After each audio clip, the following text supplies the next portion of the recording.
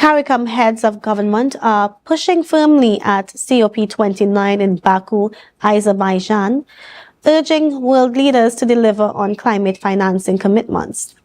At the CARICOM Heads of Government meeting on July, leaders agreed to send a clear message on the urgent need for action, particularly after Hurricane Beryl's impact on several Caribbean nations. Despite the absence of some key world leaders at COP29, CARICOM representatives remain undeterred in their advocacy. Reporter Kandace Jackson has the details.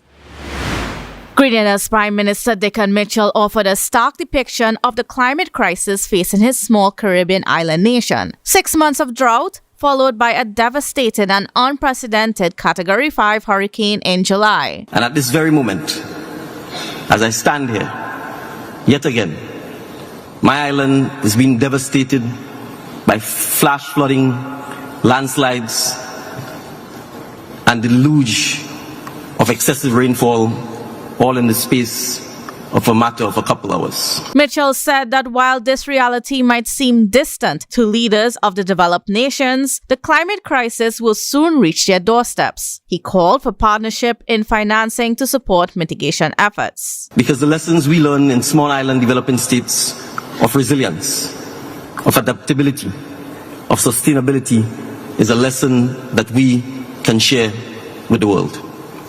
And that's all we're asking for, partnership.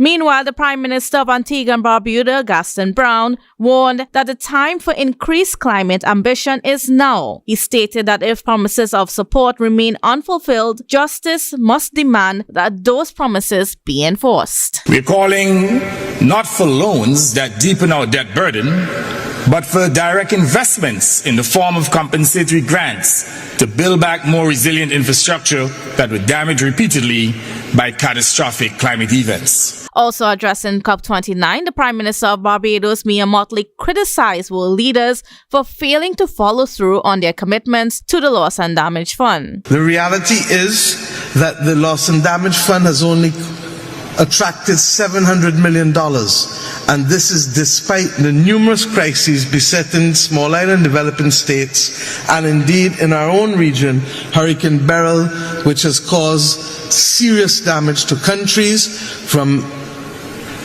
housing to public infrastructure. While world leaders discuss new ways to uphold the Paris Agreement, Motley suggested implementing tariffs on oil-producing nations to help build the Loss and Damage Fund.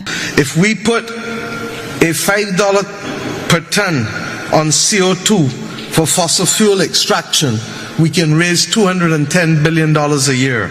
If we put $100 per ton on CO2 for shipping, we can raise in excess of $80 billion a year. COP29 continues until November 22nd. Kandace Jackson, Tobago Updates, Television News.